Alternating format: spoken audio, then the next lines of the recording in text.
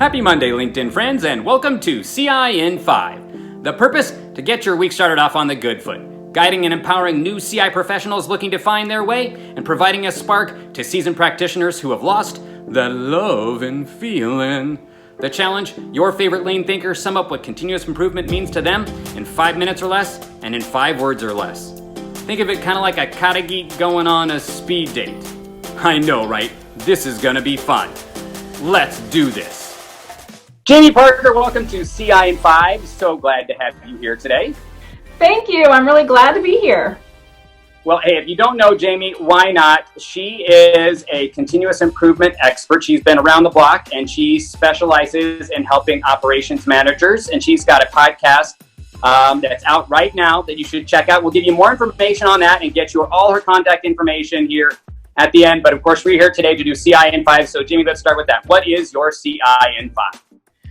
My CI in 5 is that everyone deserves to feel valuable, right? So that we're valuable as human beings, we're valuable in the work that we do, we're valuable in our communities and our families. And I really think that CI gives us an avenue to do this. Here's a story of Jen. Her dad was sick and he was bedridden. And so she decided to apply 5S in this room where she took care of her dad and, worked with the other caregivers, and they decided what needed to be in there, thinking about point of use, where should everything be, how do we have it labeled, how do we know if we're running low, and actually saved everybody time. So she herself, when she got to spend time with her dad, she got more valuable time with him. And she was able to give that gift to the other family members. When they were there, they weren't wasting 20 minutes trying to find something. They got to spend more meaningful time. So I'm wondering, for someone like myself who's a new lean professional practitioner trying to grow in my practice, what kind of advice would you have in terms of guidance? Oftentimes, it's better to go deeper than broader. So we get some of this shiny object syndrome and we sign up for every single webinar and we get this intro level knowledge or awareness of lots of different things. And it's fun because it's fueling this desire to learn, but it's taking away the opportunity to apply. So my guidance would be pick an area, pick a challenge, pick a problem, pick some way that you want to improve, and then really go deep there.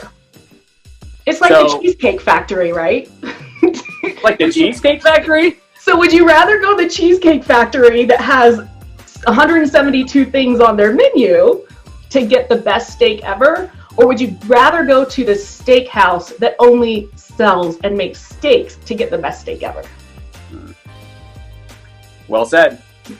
Now, for practitioners who have been around for a while, or even newer ones that are stuck in their practice and just having a hard time pushing forward, what kind of advice would you offer to kind of get that spark going again?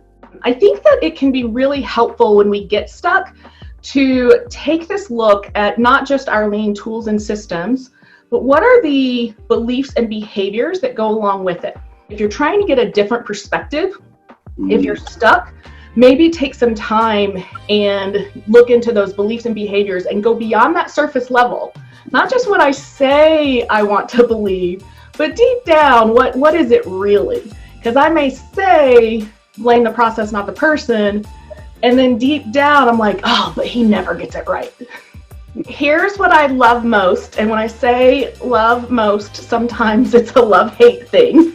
Here's what I love most about practicing continuous improvement for myself, and that is that it challenges me.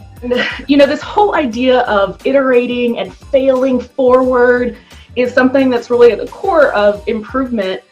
And I had gotten to a point where I was pretty good at it professionally. I had this experience and I developed a lot of confidence and I was comfortable taking risks. One of the things that happened for me is when I stepped out into entrepreneurship, that actually became difficult again. Now I was so tied to the outcome and the result. It was me, it was my failure, and it was public failure, and it was painful. And all of these skills of failing forward and iterating quickly, they came to a grinding halt, and I was panicked and I was paralyzed. And so I had to come back in and bring all that CI stuff, and it's very much still a work in progress.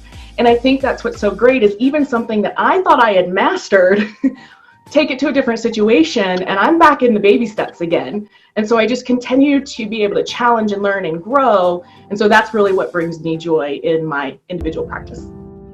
Yes, exactly. It's all about continuous improvement. And if you guys want to get in touch with Jamie, and why wouldn't you? You want to check her out at processplusresults.com, and she's got a great new podcast called Lean Leadership for Ops Managers that's out. So go check that out on all the places you get your podcast. We'll post all the information. Jamie, thanks once again for being here on CI in 5. Thanks, Sam. Thanks for joining me for CI in 5, the place for you to jumpstart your week and energize you along your continuous improvement journey. So what about you? What's your CI in 5? Would love to hear from you in the comments section below, and of course would sure appreciate it if you would like, tag, share, or connect, and feel free to join me on my daily journey of 90 Second Purpose, the place where I share with you my purpose, intent, and action for the day, and reflect on the previous day's intent and action. Again, 90 Second Purpose is the place to be. Until next week, where you join me with another one of your favorite lean thinkers, stay calm and Kaizen.